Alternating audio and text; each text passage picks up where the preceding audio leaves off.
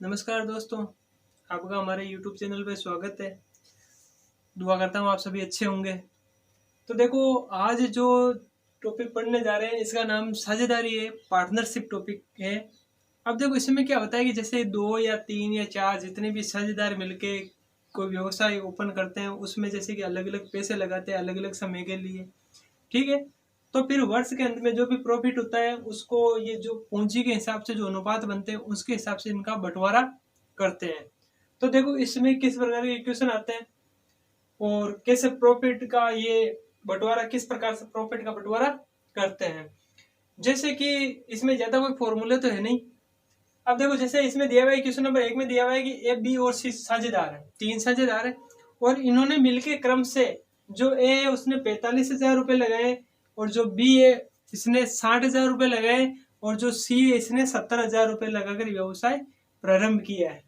और उन्हें वर्ष के अंत में यदि कुल लाभ, वर्ष के अंत में कुल लाभ उनको 35,000 रुपए का लाभ हुआ हो, तो बताइए एक का हिस्सा कितना है। अब देखो, तीनों ने जैसे 45,000 रुपए लगाए, 60,000 रुपए लगाए, 70,000 रुपए लगाकर व्यवसाय इन्होंने प्रारंभ किया है और वर्ष के अंत में है जो टोटल जो प्रॉफिट हुआ वो कितना हुआ है, 35,000 रुपए का। तो बताइए इनमें एक का हिस्सा कितना है या बी का हिस्सा कितना है, या फिर ऐसा दे देवे कि एक को 20 से कितने कम रुपए मिल रहे हैं, या एक जो सी है उसको 20 से कितने रुपए अधिक मिल रहे हैं, या ए और बी के लाभ का अंतर कितना है, बी और सी के लाभ का कितना अंतर है। इस प्रकार से अपने को क्वेश्चन हो सकता है। तो इन सभी के लिए क्या चाहिए कि जो लाभ है, जो इनकी पूंजी है, पूंजी और समय को अपन गुणा करके इनके अनुपात ज्ञात करते हैं। जैसे समय, तो इसमें क्या है कि ये तीनों एक समय के लिए लगा रहे, एक वर्ष के लिए लगा रहे तीनों। अब इनकी पूंजी का अपन अनुपात निकालेंगे, तो कैसे निकालेंगे, ए अनुपात बी अनुपात सी बराबर। देखो, ए ने लगाए 45,000, बी ने लगाए 60,000 और सी ने लगाए 70,000 रुपए। अब देखो, इनके 3 जीरो से 3 जीरो हटा दिए तो क्या आया, 45 अनुपात 60 अनुपात 70। अब इनको काट लेते किससे, 5 से, तो ये 9 बार और ये 12 बार और ये 14 बार। अब ये नहीं कट रहा है, तो इनकी पूंजी का जो अनुपात है, पूंजी और समय का जो अनुपात है वो अपन ने ज्ञात कर लिया, 9 अनुपात 12 अनुपात 14 है। अब देखो, जैसे अपन ने अनुपात ज्ञात कर लिया, अनुपात ज्ञात करने के बाद में क्या होता है कि जैसे पूछा क्या है, क्या पूछा है, एक का हिस्सा, एक का हिस्सा पूछा है, तो एक का अनुपात कितना है, एक का अनुपात है 9 है। आपको जो मान दिया हुआ है वो मान क्या दिया हुआ है, 35,000, तो ये आपके यहाँ पे गुणा में आ गए। अब आपको पता है जो मान दिया है 35,000, ये किसका है, ये तीनों का जो लाभ हुआ है उसका टोटल है ये, ठीक है।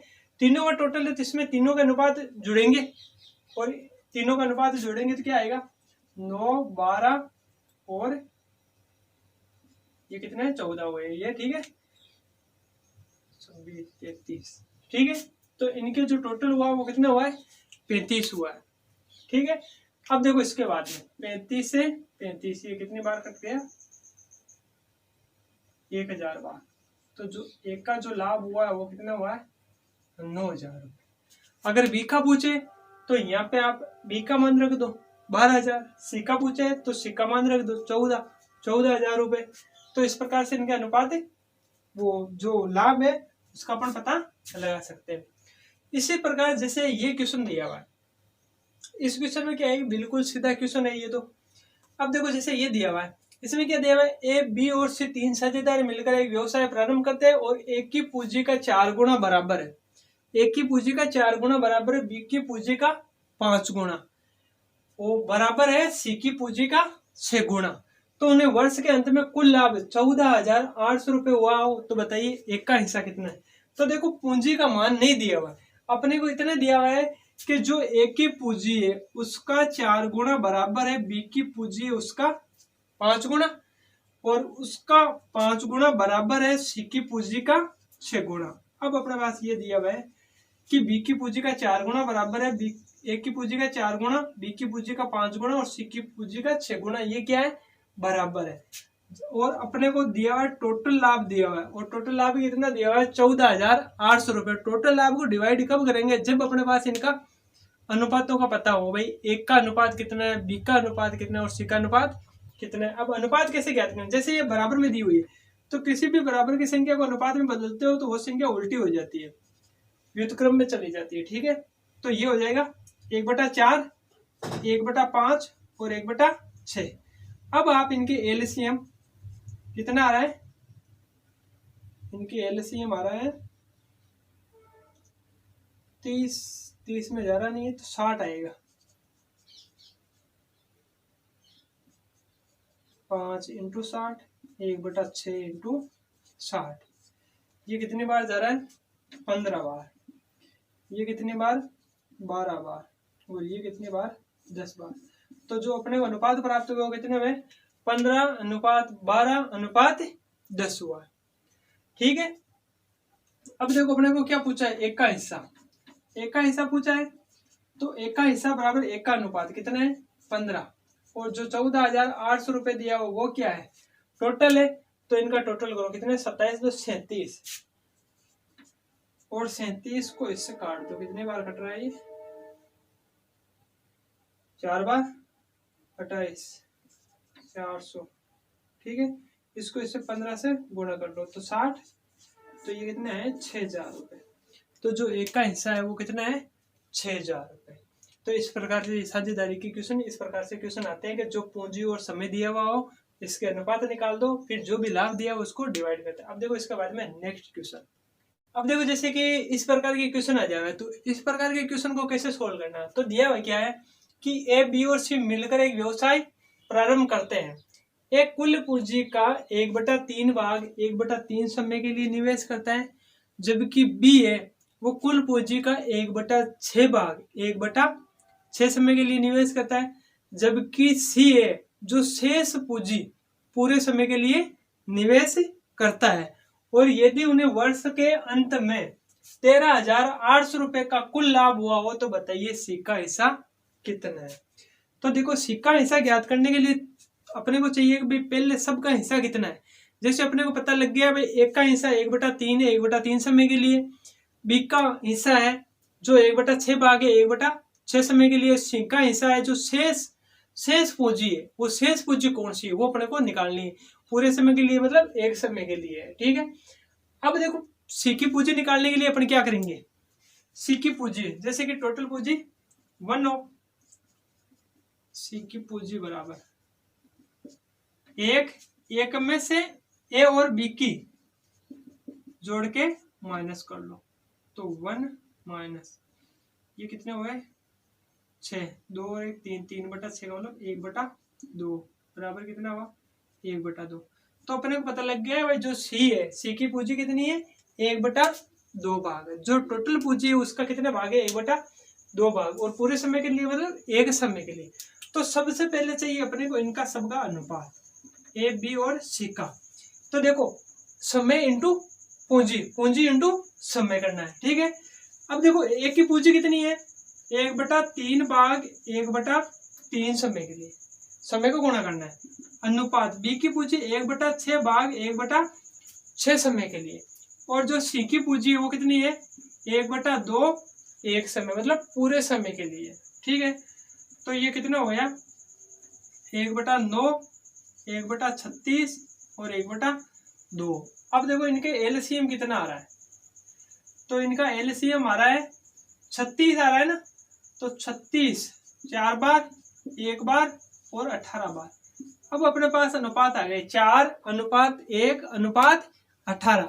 अब अपने को पूछा है क्या है सी का हिस्सा, सी का हिस्सा बराबर क्या है सी का अनुपात 18 अपॉन, अब अपने को टोटल दिया हुआ है 13,800 रुपए टोटल दिया है, तो इनका टोटल अनुपात लिखेंगे नीचे।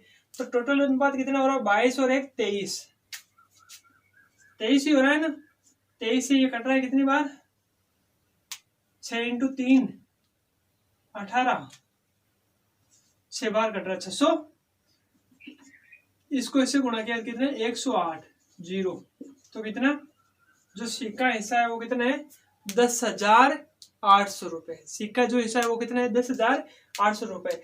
तो इस प्रकार के जो क्वेश्चन आएंगे इसको इस प्रकार से सोल्व करेंगे, पूंजी को समय से गुणा करना है। अब देखो ये क्वेश्चन है, इस क्वेश्चन में क्या दिया हुआ है, ए और बी दो साझेदार है और इन्होंने 5:3 के रूप में पूंजी लगाकर व्यवसाय प्रारंभ किया है। ए अपनी पूंजी और जो कुछ समय बाद में व्यवसाय से निकाल लेता है। यदि व्यवसाय 2 वर्ष के लिए किया जाए तो वर्ष के अंत में हुए लाभ को 5:4 में बांट लेते हैं। तो ए अपनी पूंजी कितने महीने बाद व्यवसाय से निकाल लेता है। तो देखो इसमें क्या दिया हुआ है, इनकी पूंजी का अनुपात भी दिया हुआ है और इनके लाभ का अनुपात भी दिया हुआ है, टोटल समय भी दिया हुआ। अपने को पूछा है कि जो ए है वो व्यवसाय के बाद में निकल जाता है कुछ समय बाद में, तो वो कितने समय तक व्यवसाय में रहता है वो अपने को ज्ञात करेंगे। तो इसमें क्या होता है, पूंजी का अनुपात बराबर होता है लाभ का अनुपात। कैसे, जैसे इसमें दो जने हैं, दो साझेदार है, तो देखो क्या लिखना है, एक की पूंजी अपॉन बी की पूंजी बराबर एक का लाभांश बटा बी का लाभांश। अब देखो एक की पूंजी कितनी है 5, बी की पूंजी कितनी है 3, तो एक की पूंजी 5, बी की पूंजी 3 इंटू समय। जो ए है वो कुछ समय बाद में व्यवसाय से निकाल देता। माना कि जो ए की पूंजी वो कितने समय के लिए, एक समय के लिए, वो अपने को ज्ञात करना है। जबकि बी है वो पूरे समय तक रहता है, पूरे समय मतलब 2 वर्ष के लिए, 2 वर्ष मतलब 24 महीनों के लिए, तो यहाँ पे लिखो 24। और जो लाभ है ए और बी का वो कितना है 5/4, ठीक है। तो देखो अपने एक्स का मान ज्ञात करना है, तो 5/4, ये उधर गए उल्टे हो जाएंगे और ये 5 से 5, ये कितनी बार 6 बार, 6 × 3 कितने 18, तो x बराबर कितना आया 18 माह। तो जो x है वो 18 माह बाद में अपनी पूंजी जो व्यवसाय से निकाल देता है, ठीक है। तो समय वाला है तो समय वाले इस प्रकार से सोल्व करेंगे। अब देखो इसके बाद में नेक्स्ट क्वेश्चन। अब देखो इस प्रकार के क्वेश्चन को कैसे सोल्व करते हैं। जैसे दिया हुआ क्या है क्वेश्चन में, ए और बी दो साझेदार है जिन्होंने क्रम से मिलके ए ने 45,000 रुपए और बी ने 60,000 रुपए लगाकर व्यवसाय प्रारंभ किया। अब क्या हुआ, व्यवसाय शुरू करने के 3 महीने बाद में 3 महीने बाद में ए अपनी पूंजी में 15,000 रुपए की वृद्धि करता है। ए अपनी पूंजी में 15,000 रुपए की वृद्धि करता है, जबकि बी उतनी ही पूंजी व्यवसाय से निकाल लेता है। जबकि बी उतनी मतलब 15,000 रुपए बी व्यवसाय से निकाल लेता है। उसके 3 महीने बाद में, किसके, बी की पूंजी निकालने के 3 महीने बाद में जो सी है वो 75,000 रुपए लगाकर व्यवसाय में शामिल हो जाता है। अब दिया हुआ है कि यदि वर्ष के अंत में हुए लाभ में से एक को 20 से, जो ए है उसको 20 से 5,000 रुपए अधिक मिला हो, तो बताइए सी का हिस्सा कितना होगा। तो इसमें क्या करेंगे, सबसे पहले पूंजी के अनुपात को बांटेंगे, इसके बाद में सी का हिस्सा ज्ञात करेंगे। अब इनकी अनुपात है, जो पूंजी का अनुपात है वो कैसे ज्ञात करेंगे, ए बी और सी है। तो सबसे पहले देखो कि एन ने 45,000 रुपए लगाए, कितने समय के लिए, 3 महीने के लिए। भाई टोटल जो वर्ष के अंत में मतलब जो टोटल लाभ का बंटवारा हो रहा है वो 12 महीने में हो रहा है। तो इसने 3 महीने तक तो 45,000 रुपए ही रखे हैं, तो 3 महीने तक तो 45,000 रुपए प्लस 3 महीने बाद में इसने कितने रुपए लगाए 15,000 रुपए। तो 45,000 रुपए थे इसके पास, 15 लगा दिए तो कितने हो गए 60,000 रुपए। और ये 60,000 कितने महीने के लिए, 3 महीने तो ये हो गए। इसके बाद में कितने महीने बचे साल में, 9 महीने, तो 9 महीने के लिए ये रुपए। अब देखो बी ने कितने रुपए लगाए 60,000, कितने महीने के लिए, 3 महीने के लिए। अब 3 महीने बाद में इसने क्या है कि 15,000 रुपए निकाल दिए, तो कितने बचे 45,000 रुपए, और वो कितने महीने के लिए 9 महीने के लिए। तो 45,000 इंटू 9। अब देखो इसके 3 महीने बाद में सी शामिल हो रहा है, इसके 3 महीने बाद में 3 महीने ये 3 महीने ये, कितने 6 महीने बाद जो सी है व्यवसाय में 6 महीने बाद में शामिल हो रहा है और 75,000 रुपए लगाकर शामिल हो रहा है। तो बताइए कितने माह तक रहा है, 6 महीने तक रहा है, तो 75,000 रुपए इंटू 6। अब देखो इसको सोल्व करने से पहले क्या करो, आप इसमें से कॉमन ले लो 15,000 रुपए ताकि आसान हो जाए। तो इसमें से अपन ने 15,000 रुपए कॉमन लिए, तो ये कितनी बार 3 बार, 3 इंटू 3 प्लस इसमें 4 बार 4 इंटू 9, इसी प्रकार 15,000 रुपये इसमें से कॉमन ले लो, तो ये 4 बार 4 इंटू 3 प्लस 3 इंटू 9, और ये कितने 75,000 रुपये इंटू 6, 15 से 15, और ये कितनी बार 75,000 रुपये 5 बार। ठीक है, अब देखो ये कितने हुए 9 प्लस 36, ये कितने हुए 12 प्लस 27, और ये कितने हुए 30 हुए। अब देखो इसके बाद में 36 और 9 कितने हुए 45, और ये कितने हुए 9 39, और ये कितने हुए 30। तो जो अनुपात है वो अपने पास आ गया 45 अनुपात 39 अनुपात 30 आया। अब अपने को पूछा क्या है, अपने को पूछा है कि सी का हिस्सा, अपने को पूछा क्या है सी का हिस्सा कितना है। तो सी का हिस्सा बराबर सी का अनुपात कितना है 30। अब देखो अपने को दिया हुआ कि एक को 20 से 5,000 रुपये अधिक मिला, तो अपने जैसे एक मान दिया हुआ रहना चाहिए, मान दिया हुआ 5,000 रुपये, एक को 20 से, एक को 20 से कितने अधिक मिल रहा है यहाँ पे अनुपात ए और बी के, जो ए और बी के लाभ का अंतर है, तो ए और बी के अनुपात का अंतर कितना है, कितना ज्यादा मिल रहा है इसको 6 ज्यादा मिल रहा है, तो यहाँ पे लिख दो 6। ठीक है, 6 से ये काट दो कितने बार 5 बार, 5 इंटू 5,000 कितने 25,000 रुपये। तो जो सी है उसको कितने रुपए मिल रहे हैं, जो सी है उसको लाभ कितना मिल रहा है, सी को लाभ मिल रहा है 25,000 रुपये। तो देखो जैसे कि पूंजी निकाले या पूंजी व्यवसाय में शामिल करे, जैसे जैसे समय के लिए बोल रहा है उतने समय के लिए अपने को इसमें रख के अनुपात ज्ञात करना है, और अनुपात ज्ञात करने के बाद में इसका लाभ ज्ञात करना है। अब देखो इसके बाद में नेक्स्ट क्वेश्चन, देखो जैसे कि इस प्रकार के क्वेश्चन आ जाए, इस प्रकार के क्वेश्चन में कैसे सोल्व करेंगे, जैसे अपने पिछला क्वेश्चन सोल्व किया इसी प्रकार ये क्वेश्चन है। तो इसमें क्या है कि जो ए और बी है दो साझेदार है, इन्होंने 4:3 में पूंजी लगाकर एक व्यवसाय प्रारंभ किया है। ठीक है, अब दिया है कि 4 महीने बाद में जो ए है वो अपनी पूंजी का 1/4 भाग व्यवसाय से निकाल लेता है, जो ए है अपनी पूंजी का 1/4 भाग व्यवसाय से निकाल लेता है, जबकि बी है वो अपनी पूंजी का 1/3 भाग व्यवसाय में शामिल मिला लेता है। यदि वर्ष के अंत में उन्हें 18,900 रुपए का लाभ हुआ हो तो बताइए एक का हिस्सा कितना है। तो जैसे पिछला क्वेश्चन किया था, इस पिछले क्वेश्चन की तरह ही ये क्वेश्चन है। तो सबसे पहले देखो कि एक की पूंजी का 1/4 भाग होता कितना है, 1/4 भाग, ये एक का है तो 1/4 भाग, पूंजी कितनी है 4 भाग है, 4 का 1/4 कितना 1 भाग, और बी का दिया हुआ है 1/3 भाग, तो बी की पूंजी कितनी 3 का 1/3 बराबर, ये भी कितना आया 1 भाग आया। अब देखो एक की पूंजी और बी की पूंजी का अनुपात ज्ञात करते हैं। तो देखो एक की पूंजी 4 कितने समय के लिए 4 महीने के लिए, प्लस 4 महीने बाद में जो ए है वो अपनी पूंजी का कितना भाग निकाल देता है 1/4 भाग, 1/4 का मतलब 1 भाग, 4 भाग में से 1 भाग निकाला तो कितना भाग बचा 3 भाग, और ये कितने समय के लिए ये रहा 4 महीने के लिए ये, तो बाकी कितने बचे 8 महीने, और बी का 3 भाग है कितने महीने के लिए 4 महीने के लिए, और 4 महीने बाद में जो बी है वो 1/3 मतलब 1 भाग व्यवसाय में मिला लेता है। तो 3 भाग था पहले, 1 भाग मिला लिया तो कितना हुआ 4 भाग, और ये कितने समय के लिए 8 महीने के लिए। ठीक है, तो ये कितना हुआ 16 प्लस 24, और ये कितना हुआ 12 प्लस 32, तो ये हो गया 40 अनुपात 44, कट गया 10:11। तो इन दोनों का जो अनुपात आया वो कितना आया 10:11 आया। अब जैसे पूछा क्या है एक का हिस्सा पूछा है ना, तो एक का हिस्सा बराबर एक का अनुपात कितना है 10।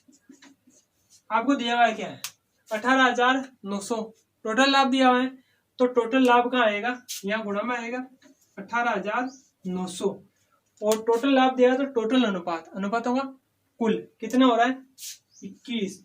आपको पता है 21 से कट रहा है कितनी बार 9 बार, 9 को इससे गुणा किया तो कितना आया, 9,000 रुपए। तो जो एक का हिस्सा है वो कितना आया है, एक का हिस्सा आया है 9,000 रुपए। तो इस प्रकार के क्वेश्चन अपने ऐसे सोल्व करते हैं। अगर हमारे वीडियो अच्छे लग रहे हैं आपको तो उसको लाइक कर दो, कमेंट कर दो, शेयर कर दो और सब्सक्राइब भी कर दो। अगर आपको अच्छे नहीं लग रहे हैं तो डिसलाइक भी कर सकते हो आप, और कमेंट में बता सकते हो इसमें हमारे वीडियो में या हमारे में क्या कमी है, आपको क्यों समझ में नहीं आ रहा है, क्या चीज़ सुधारी जाए, तो वो भी आप अपनी टिप्पणी दे सकते हो। धन्यवाद।